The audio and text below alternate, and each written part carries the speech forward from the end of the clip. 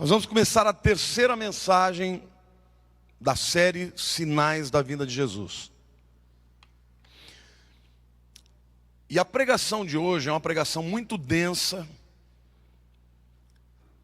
Eu quero dizer para você que eu gastei pelo menos 30 horas de pesquisa para trazer essa mensagem para vocês. Mas eu creio que você vai sair daqui muito impactado e vai ser muito abençoado também. E vai sair daqui tomando uma posição. O tema da mensagem de hoje é a invasão de Gog e Magog. Diga, a invasão de Gog e Magog. O livro de Ezequiel, o profeta Ezequiel foi um profeta que estava exilado na Babilônia. Ele escreve dizendo: às margens do rio Quebar, eu sentei e chorei, e chorei. Um homem que foi arrancado da sua terra e viveu a sua vida no exílio babilônico. Mas lá teve uma experiência extraordinária com Deus. E Deus faz com que ele veja o mundo futuro, o mundo que nós estamos vivendo agora.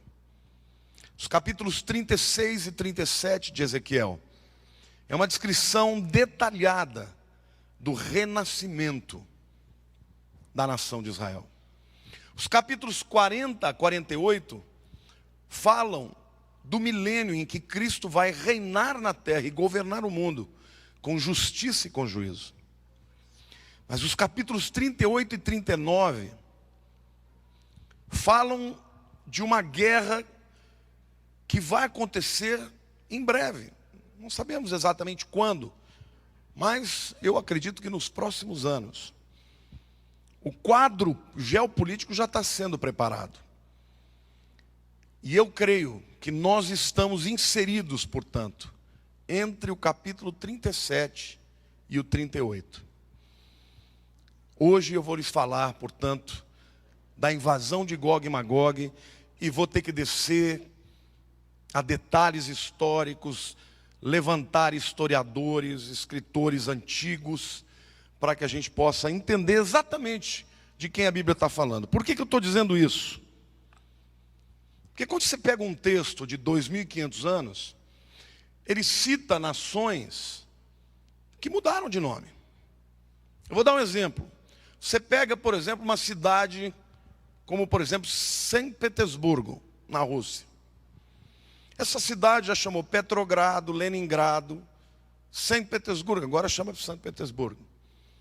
Você pega a cidade de Bizâncio, que se torna Constantinopla, depois se torna Istambul. Quer dizer, quando o escritor bíblico escreve, ele se refere àquele povo, àquele lugar, chamando pelo nome da época. Mas muitos desses nomes que a Bíblia cita hoje, a gente lê e não sabe de quem está falando. Então, eu tive que fazer um dever de casa, com muita curacidade, com muita pesquisa. Ouvi alguém citando em livros, teólogos, falando: fulano de tal escreveu isso, eu ia lá ver, conferir, e estou aqui trazendo para vocês a invasão de Gog e Magog contra Israel. Um conflito que vai culminar com uma vitória acachapante do povo de Deus, por uma intervenção de Deus sobrenatural. Uma nação contra uma confederação de nações inimigas. Agora, como é que a gente faz para retroagir e entender quem são esses povos que a Bíblia diz? Para isso você tem que ir muito mais para trás, para os antepassados de todos esses. Então eu quero começar falando para vocês da identidade de Gog e Magog, o protagonista desse texto aqui, lá em Ezequiel 38, versos 1 a 3. Veio a mim a palavra do Senhor dizendo: filho do homem, volve o rosto contra Gog da terra de Magog. Diga: Gog, uma pessoa. Magog, uma terra.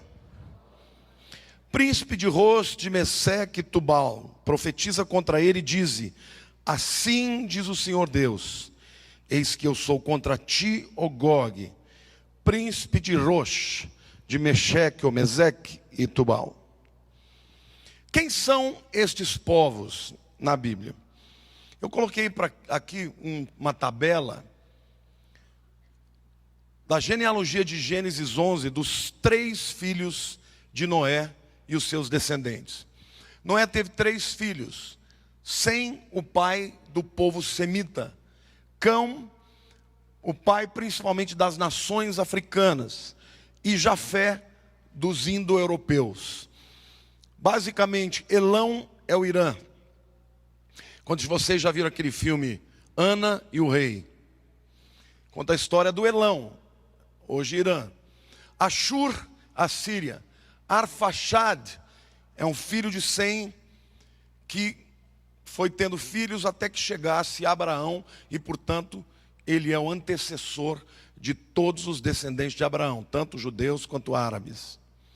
Lud, os povos da Germânia, o proto-germânico, os anteriores às Germânias. E Arã, que é o pai, desculpem, dos arameus. Que povo que fala aramaico hoje em dia?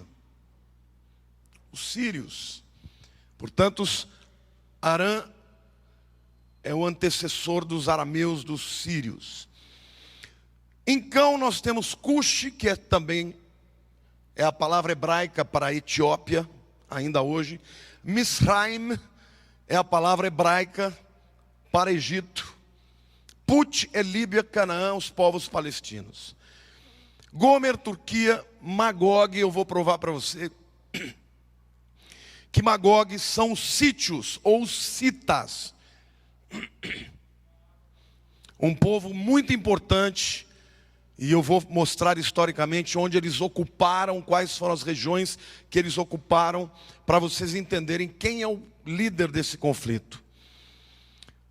Madai, que originou os medos, os curdos. Javan ou Yavan, até hoje é a palavra hebraica para a Grécia, em Israel. Se fala Ani mi Yavan, eu sou da Grécia.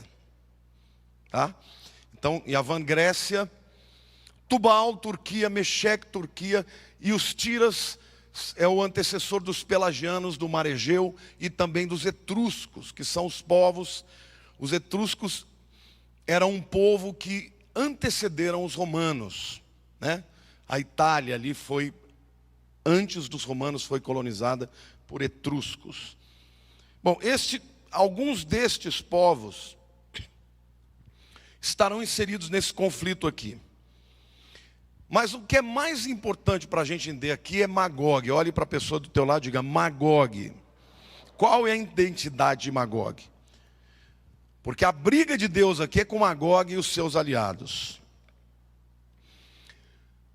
Eu confesso para você que este foi o dever de casa mais difícil que eu já encontrei do ponto de vista histórico, pela ausência muitas vezes de relatos históricos comprobatórios. Mas eu encontrei algumas pessoas muito importantes que ligam os magogianos aos citas ou aos sítios. No século VIII a.C., havia um poeta chamado Hesíodo. Era um poeta cuja finalidade da sua poesia era didática. Ele ensinava através da poesia, ensinava ética, moral, entre outras coisas. Este cara, ele cita os magogianos dizendo que o seu nome grego são os sítios ou citas. Diga Magog, os citas ou sítios. A segunda referência histórica importante é Heródoto. Quem já ouviu falar de Heródoto? Heródoto é o pai da história. Heródoto é o pai da história. Por quê? Heródoto foi um grego que andou em toda a Europa para relatar a história das nações no ponto de vista bélico e de conquistas bélicas, de guerras. E ele compilou tudo isso e escreveu um livro ao qual ele chamou de História. Por isso Heródoto foi o primeiro homem que chamou a história de história. Ele é o pai da história. É óbvio que tem muitos relatos históricos anteriores a ele. A própria Bíblia é muito mais antiga e tem história. Mas o primeiro homem que compilou a história e chamou de história foi Heródoto. Heródoto também chama os magogianos de sítios.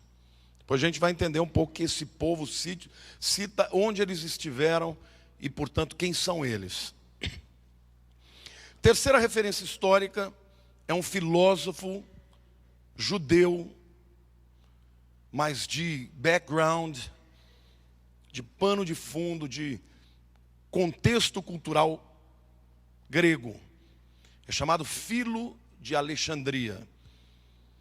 Este homem era um grande estudioso de todos os filósofos gregos, Platão, Sócrates, os estoicos, e especialmente da obra de Heródoto. Filo também cita Homero dizendo que os magogianos são o povo cita ou sítio. Diga para a pessoa do teu lado, diga: o povo magogiano é o povo sítio ou cita. O quarto historiador ou referência histórica importantíssima é Flávio Josefo. Flávio Josefo foi um judeu que nasceu no ano 37 depois de Cristo. Por muito pouco ele teria pego a crucificação. Ele era um judeu de uma família nobre, tinha linhagem tanto sacerdotal quanto linhagem real. Ele cresceu, estudou, e por ocasião da grande revolta de 66, chamada Revolta dos Zelotes, essa foi uma revolta onde os zelotes se levantaram, sublevaram, se insuflaram para derrubar os romanos.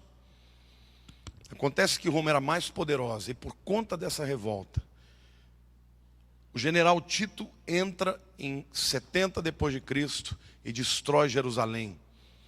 E os povos e dali os judeus que sobreviveram fogem para a chamada diáspora.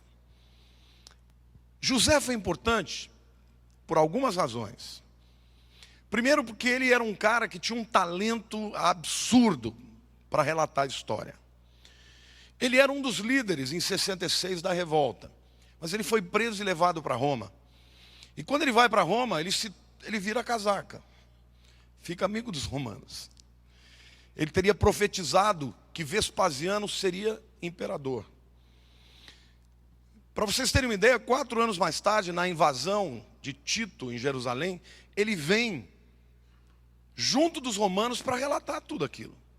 Então ele escreve sobre a destruição do seu povo e relata com os olhos de um judeu que tinha a anuência, a aquiescência, o apoio, a patronagem de quem? Dos romanos. Pois não. Por que ele é importante? Porque, em primeiro lugar, ele fala da existência de Jesus. Josefo algumas vezes menciona Jesus como figura histórica, dizendo que Jesus, o Nazareno, era um homem bom, que fazia milagres, e os seus discípulos dizem que ele é o Messias. Diga para a pessoa do seu lado: se alguém não acredita que Jesus foi histórico, é ignorante.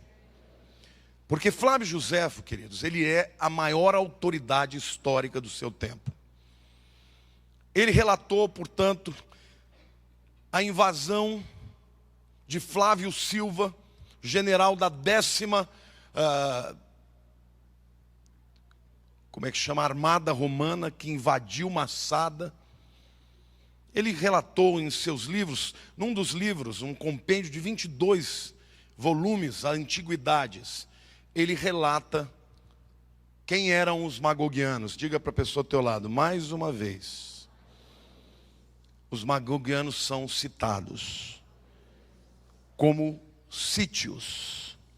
Ele diz assim, no capítulo 1, inciso 123 do seu livro Antiguidades: Magog originou os magogianos, e portanto deu o seu nome a eles, e estes eram chamados pelos gregos de sítios. Mas quem são os sítios? Que povo é esse? É um povo que por volta dos séculos 9º e 8º antes de Cristo, dominaram as estepes russas, desde a Ucrânia até a fronteira com a China. E as muralhas da China,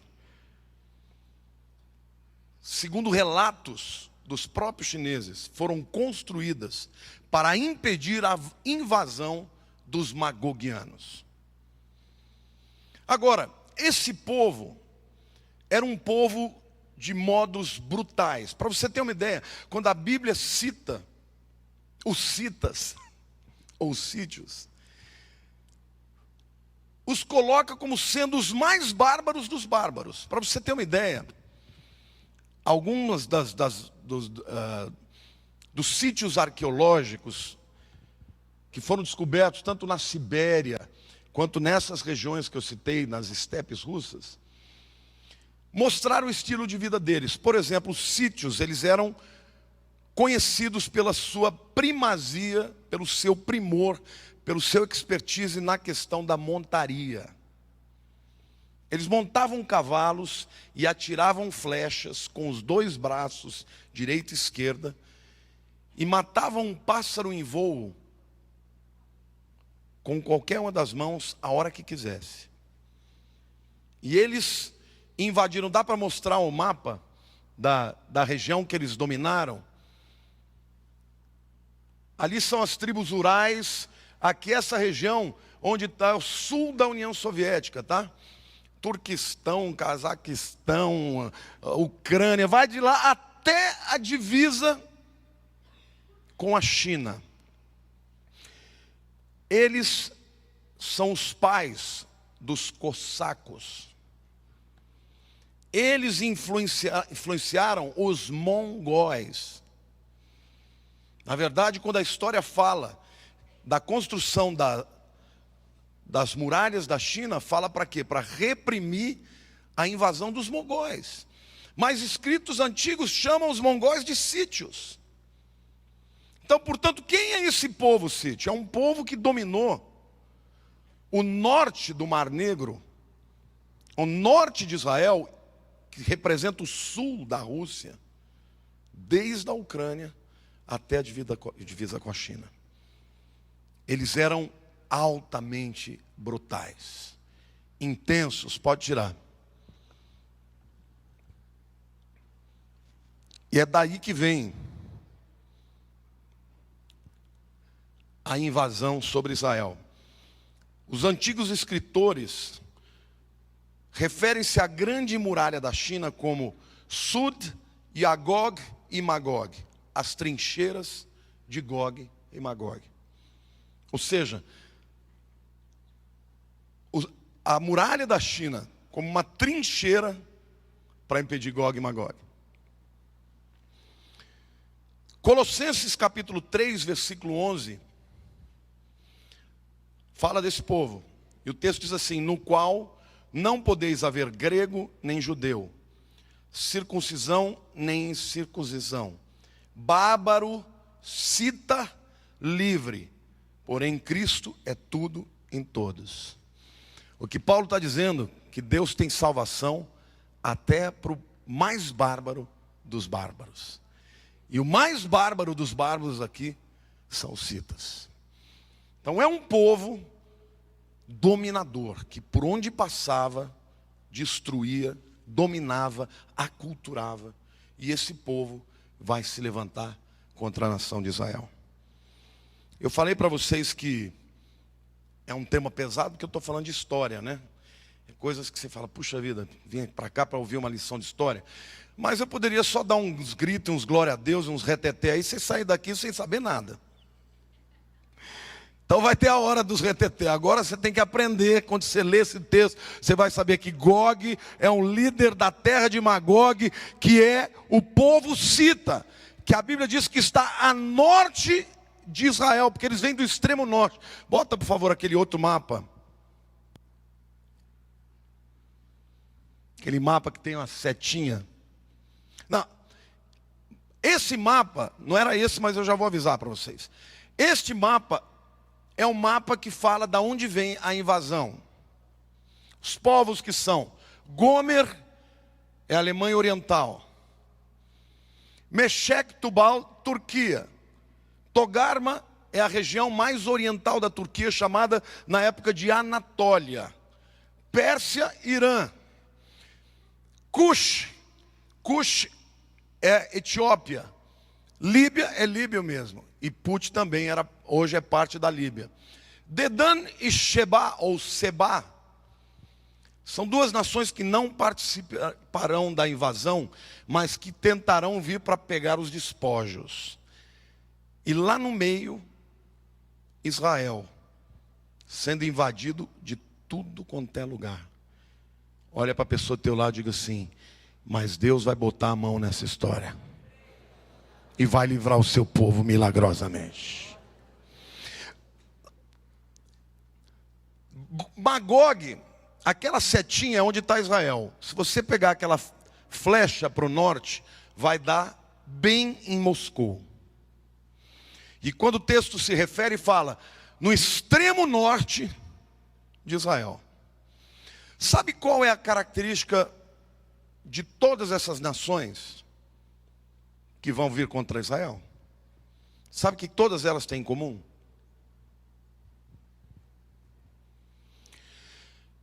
Ou são nações 100% islâmicas, ou são nações de grande influência islâmica. Então você se prepare, porque você pensa que o Brasil não tem a ver com isso, mas você está vendo hoje o crescimento de uma tendência. A Terceira Guerra Mundial não vai ser uma guerra por causa de petróleo ou de qualquer outra coisa. Vai ter, obviamente, o viés econômico. Mas ela vai ser uma guerra que tem uma motivação religiosa. E meu querido, as pessoas até negociam por causa de dinheiro, mas por causa de convicções elas não negociam. E você saiba de uma coisa: tem gente que fala, não, mas tem que fazer diferença entre Islã e Islã. Queridos, é que nem no Brasil, tem tanta gente que diz que é crente e nunca leu a Bíblia. Não sabe o que está na Bíblia. Mas se você ler o Corão, o Hadith, se você perguntar para qualquer muçulmano que estuda a sua Bíblia, ele vai saber de uma coisa: que no final, quem não se converter vai morrer pela espada da jihad. Então o que nós estamos vendo agora, esses grupos radicais, ISIS, Boko Haram, Al-Qaeda e outros mais, eles estão tentando trazer para a terra a jihad, que é o instrumento através do qual vai vir o líder maior deles, o último imã, que na minha opinião é o anticristo, e eu vou mostrar isso para vocês a semana que vem. Então, hoje, o mundo inteiro já começou a experimentar isso. O que é o crescimento de uma religião que, quando alcança índices importantes na percentagem populacional, eles passam do pacifismo para reivindicações para terrorismo. E vocês estão vendo aí, pessoas morrendo, simplesmente porque são chamados de povos da cruz. Bom, a guerra de Magog e de Gog contra Israel vai unir muitos adversários que se tornarão aliados. Porque dentro da visão muçulmana, você tem o grupo dos sunitas e os xiitas, eles se matam. Há 1400 anos eles estão brigando. A guerra do Iraque e do Irã exatamente foi esse motivo. Só que eles têm uma coisa que os une a todos, adivinha o que é? Eles têm muitas diferenças, eles querem se matar. Mas tem uma coisa que eles odeiam mais do que um ao outro: judeus e cristãos. Por isso, eu creio que num futuro breve. O mundo vai ver. E é interessante a Bíblia falando há 2.500 anos atrás, que os persas viriam como coadjuvantes dos magogianos. Quantos de vocês ouviram falar que hoje Irã está com condições de desenvolver bomba atômica? Você já imaginou um povo desse com bomba atômica na mão? Vocês têm dúvida que eles vão usar? Então não vai ter diplomacia. Queridos, em 2004, quando o parlamento iraniano votou se desenvolveriam ou não urânio, enriqueceria o urânio, 84% do parlamento iraniano votaram que sim. E eles se levantaram, você pode ver isso no YouTube. Se levantaram e juraram que quando tivessem bomba atômica eles iam destruir Israel. Então é isso que nós estamos vendo no mundo. Aí você fala, mas o Brasil não é assim. Querido, eles já estão aqui. Já estão em células, se multiplicando, cooptando jovens revoltados, que ou estão lá no crime, que estão no PCC. Eles vão fazer aliança com esse tipo de gente.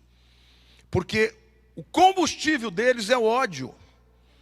Agora, qual é o chamado da igreja? O chamado da igreja é buscar o poder de Deus e o poder do Espírito Santo, porque só o poder de Deus e o amor de Cristo pode levantar um grande avivamento nesta terra e dizer: aqui não, aqui não, no Brasil não. O Brasil vai ser uma das nações que vai resistir a esse movimento em nome de Jesus. Bom, uma vez que nós estamos já entrando, os aliados, dos versos 5 a 8, do capítulo 38, diz o seguinte: persas e etíopes, Cush, e Put, Líbia, com eles todo com escudo e capacete, Gomer é a Alemanha Oriental, e todas as suas tropas, a casa de Togarma, antigamente eram os armênios, mas a Armênia deixou de existir. Foram destruídos, dizimados pelos turcos. Então Togarma hoje é Turquia. Do lado do norte, todas as suas tropas, muitos povos contigo. Prepara-te sim, dispõe-te tu e toda a multidão do teu povo que se reúne a ti e serve-lhe de guarda. Deus está falando, depois de muitos dias serás visitado.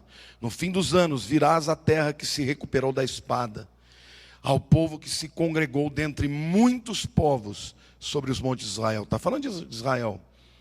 Um povo que veio de todas as nações de volta para lá, que sempre estavam desolados. Esse povo foi tirado dentre os povos, e todos eles habitarão seguramente. Queridos, vai chegar uma hora que Israel não vai mais ter aliados. Uma das maiores razões para os intérpretes acreditarem que essa guerra de Gog e Magog, a igreja vai ter sido arrebatada já, isso não tem nada a ver com Armagedon, tá? É uma outra guerra. Mas é o fato de não ter nenhuma menção de um aliado de Israel. Quem é o grande aliado dos judeus hoje? Os americanos. Queridos, você tem metade da nação americana pró-Israel. E metade, que são todos aqueles que não querem saber de crente, que são os liberais, a favor da Palestina, achando que palestino quer paz. Não tem acordo de paz com esse povo. Eles querem matar os judeus. Como é que você faz acordo com alguém que fala, ó, eu para cumprir a vontade do meu Deus, eu tenho que te matar? O que você faz com um cabra desse? Ou ele se converte ou você mata ele primeiro. O que é isso aqui?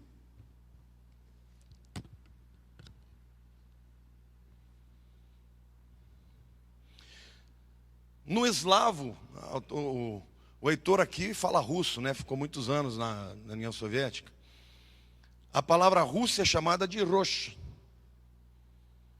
como o texto diz em Ezequiel, Rosh. Muito obrigado. Eu sabia disso já, mas não mencionei. Rosh, na verdade, no hebraico é cabeça. E provavelmente Rússia veio daí. porque eram povos que dominaram e que foram cabeças. Mas vamos ver então como é que vai ser esse ataque. Vamos ler Ezequiel capítulo 38, versos 9 e 10. Está dando para entender, gente? Eu sei que é meio pesado, mas vocês estão entendendo ou não? Quem que é Magog? Jesus de misericórdia. Os sítios. E que povo é esse? Hoje, Rússia. Não só Rússia, como as nações ao sul da Rússia, tudo muçulmano. E eles vêm comandando essa guerra, aliados de todos esses. Etiópia, Líbia, Pérsia, Alemanha Oriental. É interessantíssimo isso. Interessantíssimo, porque hoje a Angela Merkel, que é a primeira-ministra alemã, é de onde que ela é mesmo? Olha para a pessoa do teu lado e fala, da Alemanha Oriental. De quem que ela é melhor amiga mesmo? Do Putin. Ela fala com ele em russo e ele responde para ela em alemão. Eles foram amigos de escola no Partido Comunista. Ela está intermediando a crise da Rússia com a Ucrânia. E eles ficam se brigando entre eles, sunitas com xiitas, mas vai chegar uma hora que eles vão se juntar contra Israel. Não acho que necessariamente seja a Rússia como nação inteira, ou a Alemanha como nação inteira, mas talvez grupos e povos com uma visão muçulmana que têm o desejo de destruir Israel. Mas a verdade é que isso vai acontecer. Os versos 9 e 10 de 38 diz o seguinte, e aqui está o ataque de Magog. Então subirás, virás como tempestade, e far-te-ás como nuvem que cobre a terra. Tu e todas as tuas tropas e muitos povos contigo. Assim diz o Senhor Deus, naquele dia terás imaginações no teu coração e conceberás mau desígnio. Verso 13.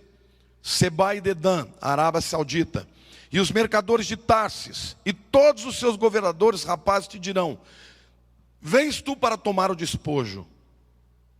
Ajuntaste o teu bando para arrebatar a presa, para levar a prata e o ouro, para tomar o gado e possessões, para saquear grandes despojos. Então, além do viés religioso, vai ter o viés econômico. Israel é uma nação de grande pujança econômica. E o texto, Deus está falando, eu vou reunir vocês contra meu povo. Os versos 14 e 15 de Ezequiel 38 diz assim,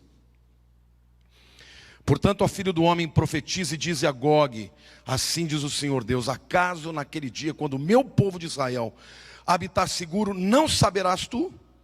Virás, pois, do teu lugar dos lados do norte, tu e muitos povos contigo, montados todos a cavalo, grande multidão e poderoso exército. Aí alguns vão dizer, mas pastor, ninguém mais invade a cavalo. Acontece que a mesma palavra para cavalo pode ser traduzida também para carruagem no Velho Testamento. E esta palavra também é traduzida hoje, tem até um museu em Israel, armamentístico, onde um tanque de guerra é chamado de merkevá, que é carruagem. Então essa invasão, é incrível como Deus usa, né? Quando fala de flechas e de arcos, a palavra hebraica, a mesma palavra para arco hoje, é usada para lançador de míssil. E a palavra para míssil é a mesma palavra para flecha. Então é como se Deus estivesse dizendo, eu vou ler para vocês de uma maneira mais contemporânea. Ezequiel 38, 16 em diante. E subirás contra o meu povo de Israel como nuvem para cobrir a terra. Nos últimos dias hei de trazer-te contra a minha terra, para que as nações me conheçam a mim. Quando eu tiver vindicado a minha santidade em ti, ó Gog, perante elas. Assim diz o Senhor Deus: não és tu aquele de quem eu disse nos dias antigos, por intermédio dos meus servos, os profetas de Israel, os quais então profetizaram durante anos, que te faria vir contra eles? Naquele dia, quando vier Gog contra a terra de Israel, diz o Senhor Deus, a minha indignação será muito grande, pois no meu zelo, no brasume do meu furor, disse que naquele dia será fortemente sacudida a terra de Israel, de sorte que os peixes do mar e as aves do céu, os animais do campo e todos os répteis que se arrastam sobre a terra, e todos os homens que estão sobre a face da terra tremerão diante da minha presença. Os montes serão deitados abaixo, os precipícios se desfarão, e todos os muros desabarão por terra. Chamarei contra Gog a espada e todos os meus montes, diz o Senhor Deus. A espada de cada um se voltará contra o seu próximo. Contenderei com ele por meio da peste e do sangue, chuva inundante, grandes pedras de saraiva de fogo e enxofre. E farei cair sobre ele e sobre as suas tropas e sobre os muitos povos que estiverem com ele. Alguns acreditam que vai haver uma intervenção sobrenatural de um grande terremoto. Que Deus vai fazer um terremoto, sacudir Israel e que eles vão ser engolidos. Mas quando a gente lê o texto, existem alguns sinais aqui que sugerem uma guerra atômica. Por exemplo, o texto diz: peste, sangue, chuva inundante no lugar que não chove, grandes pedras que caem de cima, de saraiva, de fogo e enxofre. Parece aqui que está de fato havendo uma bomba, uma explosão atômica. A chuva é a chuva ácida que cai. As pedras que vêm como saraiva de fogo é uma explosão atômica. E o texto em 39 continua falando, Ezequiel 39 em diante, e tem um relato aqui que não tem nenhum texto da Bíblia. Eu quero que vocês prestem atenção comigo. Toda vez que a Bíblia fala de alguém vencendo, fala de enterrar corpos. Mas aqui a Bíblia diz que as armas vão demorar 7 anos queimando. Cientistas cristãos dizem que material, o rescaldo atômico pode ficar 7 anos queimando. Madeira não queima 7 anos. E o texto diz, não vai ser madeira, não vão ser os bosques que vão queimar. As armas vão queimar. E diz mais, a Bíblia diz que eles vão esperar 7 meses. Quanto tempo eu falei? Para começar a enterrar os mortos. E o texto usa 3 vezes, para limpar a terra. Eu vou ler para vocês. Vejam se não parece a descrição de um rescaldo atômico. E todas as tratativas necessárias, as especialidades necessárias para você enterrar esse material atômico num lugar separado. Vejam o que o texto diz. Tu, pois, ó filho do homem, Ezequiel 39, profetiza ainda contra Gog e diz, assim diz o Senhor Deus, eis que sou contra ti, ó Gog, príncipe de Rosh, de Meseque e Tubal. Far-te-eis que te volvas e te conduzirei. Far-te-eis subir dos lados do norte e te trarei aos montes de Israel. Tirarei o teu arco, no lugar de arco que a gente vai ler, tirarei os teus lançadores da mão esquerda, e farei cair as tuas flechas no lugar de flechas, raios, vamos ler os mísseis, e farei cair os teus mísseis da mão direita. Nos montes de Israel cairás tu e todas as tuas tropas, e os povos que estão contigo, e toda espécie de aves de rapina, e os animais do campo eu darei para que te devorem. Cairás em campo aberto, porque eu falei, diz o Senhor Deus. Meterei fogo em Magog, e nos que habitam seguros nas terras do mar, e saberão que eu sou o Senhor. Farei conhecido o meu santo nome no meio do povo Israel. E nunca mais deixarei profanar o meu santo nome. E as nações saberão que eu sou o Senhor, O Senhor em Israel. Eis que vem e se cumprirá, diz o Senhor Deus. Este é o dia que tenho falado. Os habitantes das cidades de Israel sairão e queimarão de todo as armas, os escudos, os pavés, os arcos, as flechas, os bastões de mão, as lanças, farão fogo com tudo isso por 7 anos. Não trarão lenha do campo, nem a cortarão dos bosques, mas com as armas acenderão fogo. Saquearão os que os saquearam e despojarão os que os despojaram, diz o Senhor. Ou seja, aqueles que vieram para saquear vão ser saqueados e vão ter uma derrota fragorosa. E aí, queridos, vem a intervenção divina. E eu quero ler para vocês os versículos 11 a 16 de Ezequiel 39, porque aqui é a parte mais interessante. Naquele dia, darei ali a Gog um lugar de sepultura em Israel. Ou seja, eles vão ser ajuntados num lugar específico. O vale dos viajantes a oriente do mar, o mar morto. Espantar-se-ão os que por ele passarem. Neles sepultarão a Gog e a todas as suas forças, e lhe chamarão os vales das forças de Gog. Agora preste atenção. Durante 7 meses estará a casa de Israel a sepultá-los. Para o quê? Limpar a terra. Sim, todo o povo da terra os sepultará. Ser-lhes-á memorável o dia em que eu for glorificado, diz o Senhor Deus. Serão separados homens. Veja, parece que Deus está descrevendo. Não é qualquer um que vai fazer o trabalho de enterrar. Serão homens específicos, treinados especificamente, separados. Homens que sem cessar percorrerão a terra para sepultar os que entre os transeuntes tenham ficado nela para limpar. Depois de 7 meses, iniciarão a busca. Veja o que Deus está falando. Que eles só vão começar a ir para o campo 7 meses depois. Para enterrar num lugar específico para limpar a terra. Ele diz mais.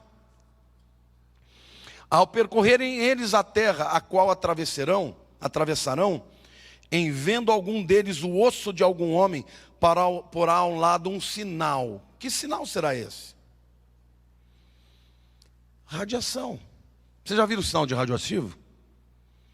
Ou seja, esses caras vão enterrar e um campo vai estar com sinais. Eu acredito que é sinal de radiação, porque aquele lugar ficará como memorial, mas ninguém vai poder ficar indo lá. E o texto fala claramente que isso faz parte de um processo de limpar a terra. Ao percorrerem eles a terra, a qual atravessarão, em vendo algum deles o osso de algum homem, porá ao lado um sinal, até que os enterradores o sepultem no vale das forças de Gog. Também o nome da cidade será o das forças. Assim limparão a terra. Eu quero resumir.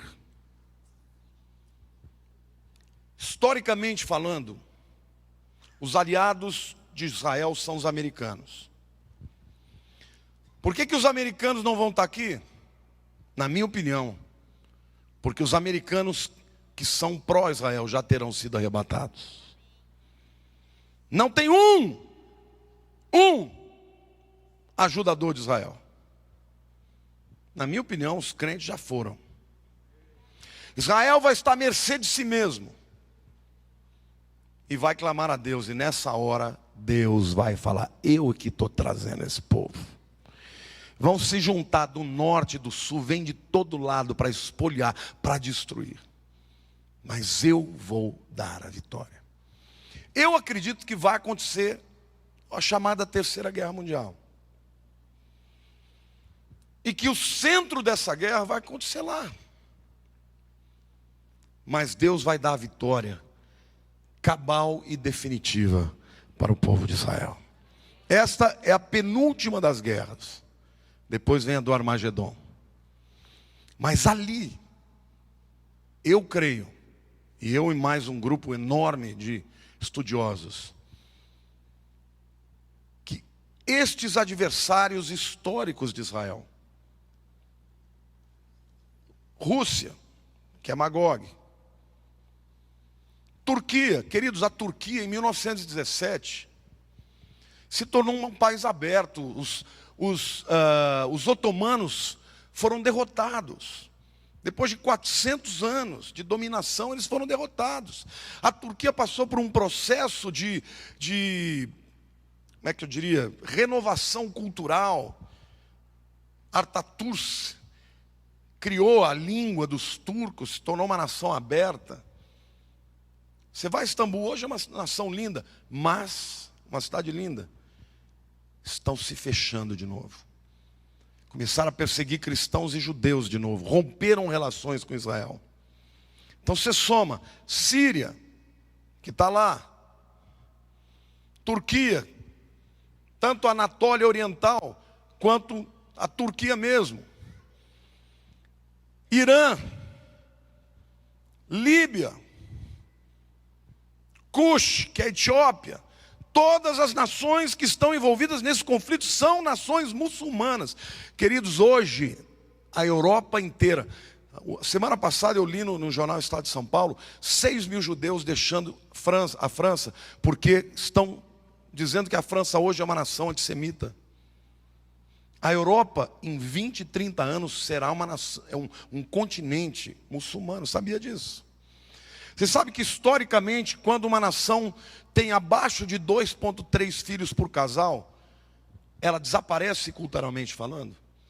Hoje, a média da Europa é 1,8, enquanto os casais muçulmanos é acima de 5. Em 20, 30, 40 anos, um continente inteiro pode se tornar muçulmano. Com uma motivação radical de exterminar Israel. Israel hoje acredita nos americanos, acredita no seu poder bélico, mas vai chegar um momento que vai ter que invocar o nome de Deus.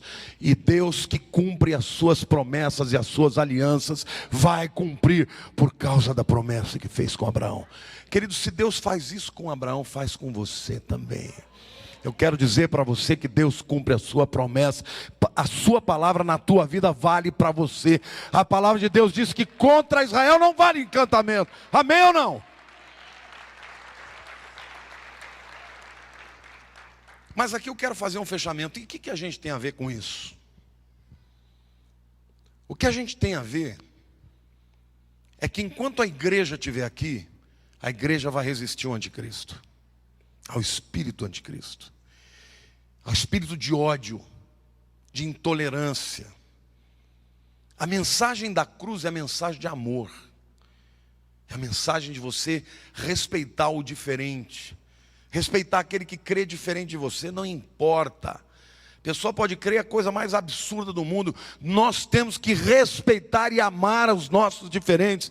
Enquanto a igreja ficar aí batendo uma contra a outra, o diabo está crescendo. Agora Deus tem uma promessa de um grande avivamento para a igreja dos últimos dias. Você crê nisso? Você pode aplaudir o Senhor e dizer: eu creio.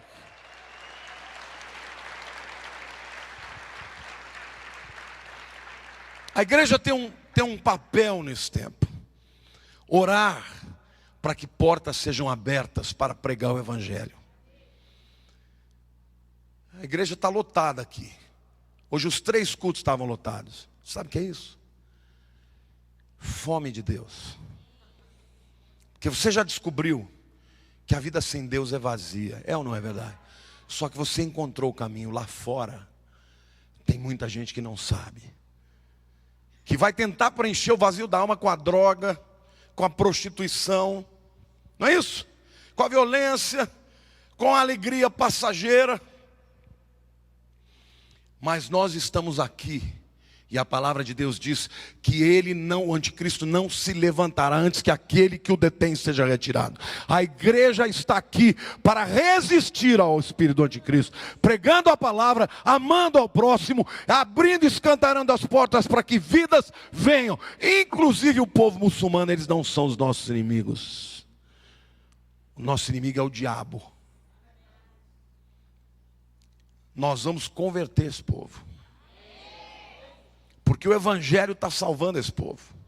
Satanás está trazendo muitos jovens, mas no Irã tem um grande avivamento. No Iraque, na Síria, gente se convertendo e estando disposto a morrer pelo nome de Jesus. Sabe por quê?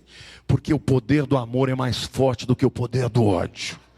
Porque o poder do Espírito Santo é mais forte do que o poder de Satanás. Então, meu querido, olha para a pessoa do teu lado e diga: para de frescura. Para de choramingar. Deixa Deus te usar. Deixa Deus te encher do Espírito Santo. Deixa Deus fazer de você uma voz nesse tempo, amém? Você pode crer e dizer: eu creio em nome de Jesus.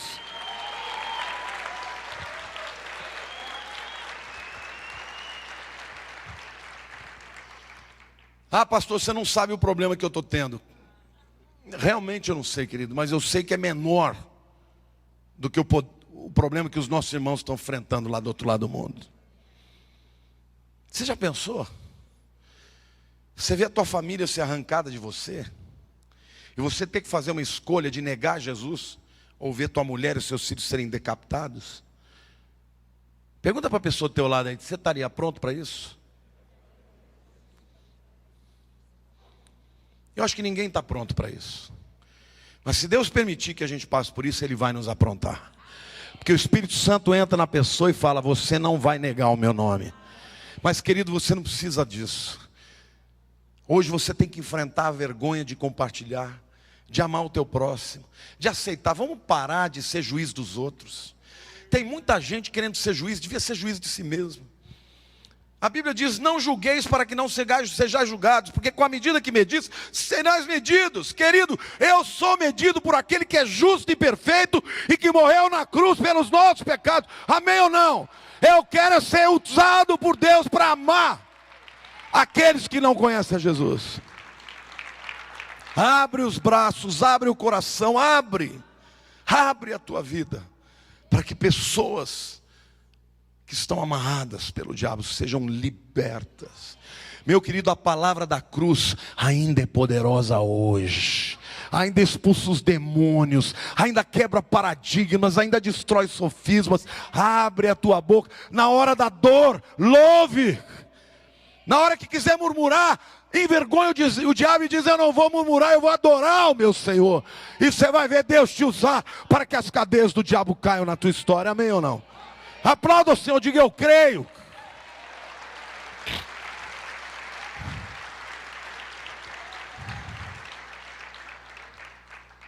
Satanás está furioso. Para uns, ele se levanta com volúpia de matar.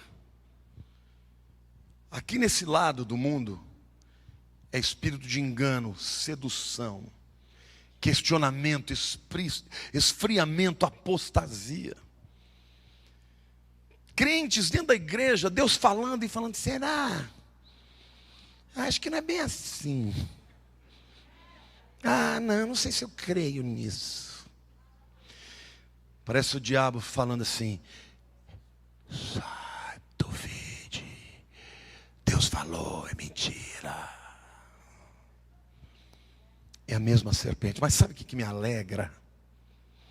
A Bíblia diz que nós vamos julgar os anjos caídos. Eu vou dizer: condenado. Condenado.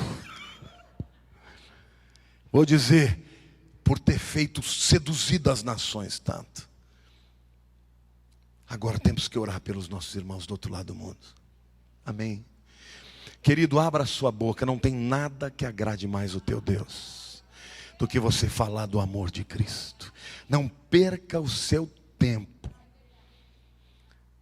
Não fale dos seus problemas Deus cuida. Fale do amor de Jesus. Deixa Deus fazer, deixa Deus ser Deus. Olha para o teu irmão do lado e diga: deixa Deus ser Deus. Você sabe que a hora mais, que a glória de Deus mais se manifesta é na hora da prova, querido. Quando você começar a sentir que o inferno se levantou contra a tua vida, glorifique a Deus. Porque quando o inferno se levanta, ele está sabendo, ele está antecipando o que Deus vai fazer na tua vida. Então você tem que dizer: Deus, eu te louvo, eu te adoro. Eu não desvio, eu continuo crendo, eu continuo profetizando, eu vou continuar pregando a palavra. até que as portas se fechem. Amém. Aplauda mais, diga: eu creio, eu creio.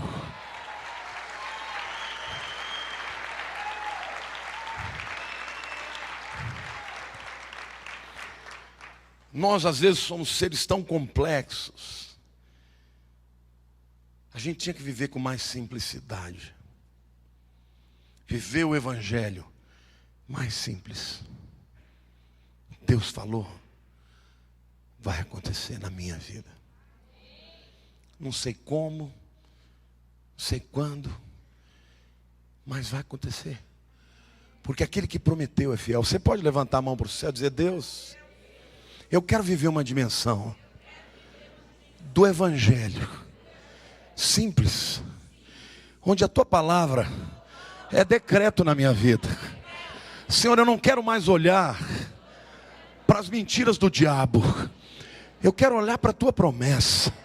E eu quero te louvar antes de acontecer, porque quando acontecer, eu vou poder dizer: eu já sabia, porque Deus é fiel. Diga: o meu Deus é fiel, o meu Deus é fiel. Amém, queridos? Igreja, levanta a cabeça.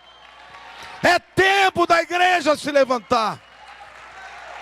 É tempo da igreja se levantar. O inimigo está se levantando com fúria, porque os seus dias estão contados.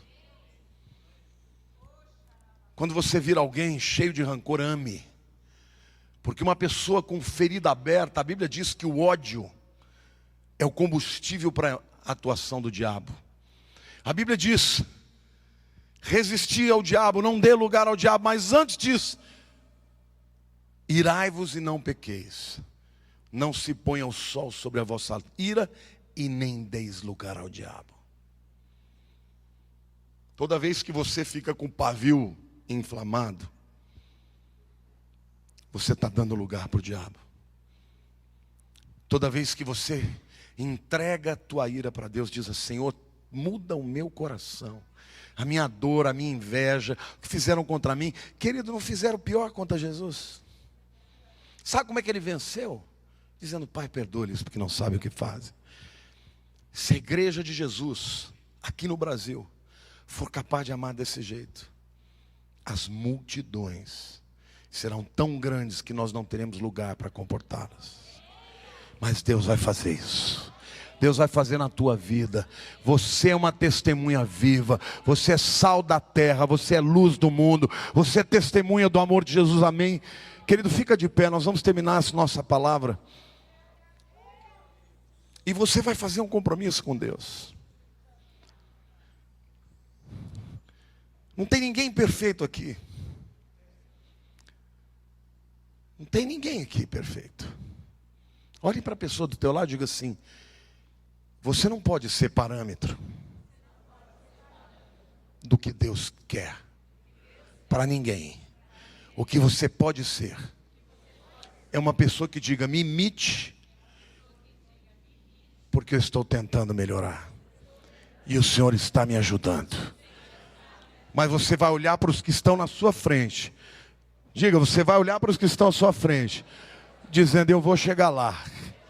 E vai olhar para os que estão atrás de você, dizendo: eles chegarão até aqui. E o amor de Jesus criará um vínculo inquebrantável, usando os meus lábios, a minha vida, a minha mente, o meu louvor, a minha adoração, meus dons, a minha unção. Amém? Você crê nisso, queridos? Deus quer fazer um reboliço nesse tempo. Quer usar a tua vida. Levante a mão para o céu e diga: Senhor meu Deus, nós intercedemos agora por todos os nossos irmãos que estão sendo perseguidos. Da graça, da misericórdia, para que eles fiquem firmes até a morte. Mas eu peço também graça para a minha vida, para que eu suporte as acusações, as perseguições, a inveja, e que eu possa amar o meu semelhante, a despeito de qualquer coisa. Porque ele não é meu inimigo. Meu inimigo é o Satanás.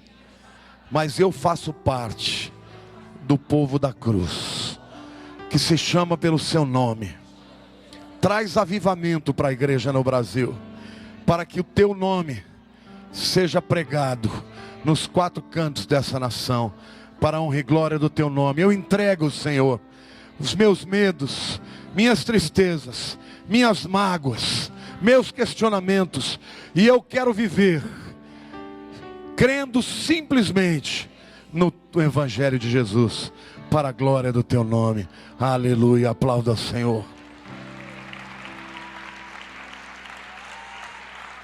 Amém. Amém, irmãos. Amém, irmãos. Levante a mão para o céu. Que a graça de Jesus, diga, a graça de Jesus seja sobre a minha vida, seja sobre a vida dos meus irmãos. Que o amor do Pai, que eu não compreendo, mas recebo, e que as consolações do Espírito Santo hajam na minha alma, no meu corpo, no meu espírito, e em todo aquele que se chama pelo seu nome, em todos os lugares da terra. E como as águas cobrem o mar, a tua glória cobrirá a minha vida e toda a terra, para a honra e glória do teu nome. Aleluia, aplauda ao Senhor.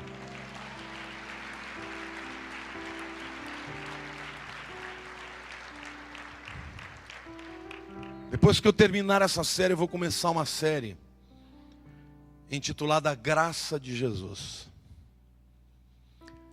Porque Deus quer que você viva na graça. Quem vive na graça, tem graça. Quem tem graça, ri. Ri das mazelas, ri das escorregadas, ri quando se levanta. Porque quem tem graça, tem esperança. Quem tem graça, sabe que é amado. Querido, se você está amargurado, é porque você não sentiu na tua vida o quanto você é amado por Deus. Porque quando você sente o amor de Deus na tua vida de uma forma palpável, você anda no mundo, eu já andei assim algumas vezes, de olhar e falar, Deus, no meio dessa multidão toda, o Senhor me chamou. E é isso mesmo, te chama pelo teu nome, e cuida de você com o zelo que Ele tem pelo seu povo. Israel hoje não reconhece Jesus, mas mesmo assim, Deus olha para esse povo e fala, é povo meu, é o meu nome que está sobre eles. O dia que você entregou a vida para Jesus, querido, você faz parte de um exército que vence. Lá no fim, olha para a pessoa do teu lado e diga, lá no fim, você vai vencer. Você vai receber uma coroa, a coroa da vida. Então aproveite a caminhada. Não fica caminhando como se você fosse um derrotado. Não, você é um vencedor. Aliás, a Bíblia diz que você é mais do que vencedor. Você está me entendendo, meu irmão? E é este o discurso que você tem hoje. Se a tua boca estiver cheia de júbilo, mesmo na hora da prova, mesmo na hora da luta, mesmo na hora da afronta, você já vai ter vencido. Porque as pessoas olham para um vencedor, um cara bem sucedido, qualquer um pode dar pulos de alegria, quando recebe uma promoção, quando alguma coisa dá certo. Mas quando você olha para uma pessoa que está morrendo e está dizendo, eu louvo a Deus, eu não vou negar o meu Senhor, essa pessoa vai impactar. Então até a tribulação que você está passando tem um propósito, meu querido. Deus não é sádico, não. Deus quer te amadurecer, te levantar, te usar e fazer de você uma testemunha. Que o Deus que você crê não é uma religião, não é uma coisa para separar as pessoas, é um Deus verdadeiro, que criou o homem para a comunhão com Ele, amém ou não? Então Deus quer te encher de alegria e de graça, neste tempo de graça. Cutuca a pessoa do teu lado e diga, você precisa sorrir mais, meu querido. Você precisa falar mais de amor e menos de ódio. Ao invés de você ficar falando, o Brasil não tem jeito, o Brasil vai quebrar. Não, o Brasil não vai quebrar. Porque Deus tem um povo aqui que se chama pelo seu nome. E Deus vai prosperar esse povo. Porque Deus é Deus, Deus é Senhor. Deus ama fazer milagres com os seus. Quando tudo vai contra, Deus esfrega a mão e fala: é agora que meu nome vai ser glorificado. Então abre a tua boca e profetiza. Chama a existência os vales dos ossos secos na tua vida e deixa Deus te usar. Deixa Deus te usar. Amém. Amém. Você pode dizer: eu creio. Eu creio.